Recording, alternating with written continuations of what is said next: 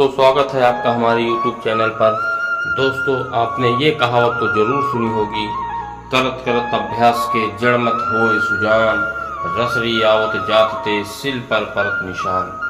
ये कहावत क्यों कही जाती है, आज मैं आपको बताने जा रहा हूँ। ये कहानी बहुत ही प्रेरणादायी है, इसे जरूर सुने। जिंदगी में अगर हार मान गए हो तो ये कहानी जरूर सुने, एक नई ऊर्जा मिलेगी। तो शुरू करते हैं आज की कहानी। प्राचीन काल में एक वरदराज नाम का शिष्य हुआ। वह गुरुकुल में रहता तो था विद्या पढ़ने के लिए, पर विद्या तो शायद उससे रूठी हुई थी। उसे न कुछ याद होता और न ही कुछ समझ में आता था। अब तो साथी बच्चे भी उसे चिढ़ाते रहते थे और उसे वरदाजे वैला का राजा कहकर बुलाते थे। यूं ही 12 साल आश्रम में उसके व्यर्थ में बीत गए।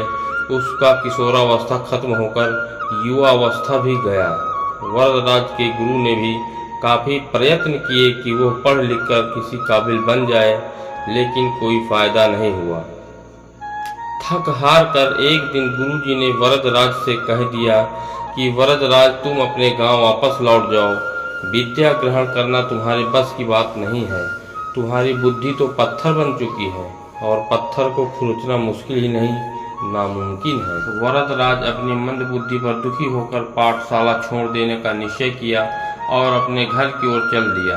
क्योंकि गांव बहुत दूर था, सो बीच बीच में वो ठहरते हुए जा रहा था। इसी क्रम में वह एक गांव में एक कुएं के पास बैठकर सुस्ताने लगा। वहां सहसा उसका ध्यान कुएं पर लगे पत्थर की जगह पर गहरे निशान पर पड़ी, जो पानी खींचते समय बार बार रस्सी के नीचे ऊपर जाने आने से पड़ा था। यह देखकर वो गंभीरता पूर्वक सोचने लगा कि जब बार बार इस रगड़ रूपी अभ्यास के कारण इस कुएं के कठोर पत्थर पर निशान पड़ सकता है, तो कोई कारण नहीं कि मेरी मोटी बुद्धि निश्चय पूर्वक मेहनत करने से सही काम न करने लगे।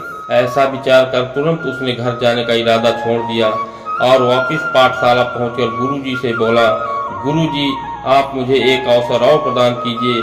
मैं इस बार अपने अभ्यास से अपने पत्थर बुद्धि पर निशान बनाकर दिखाऊंगा।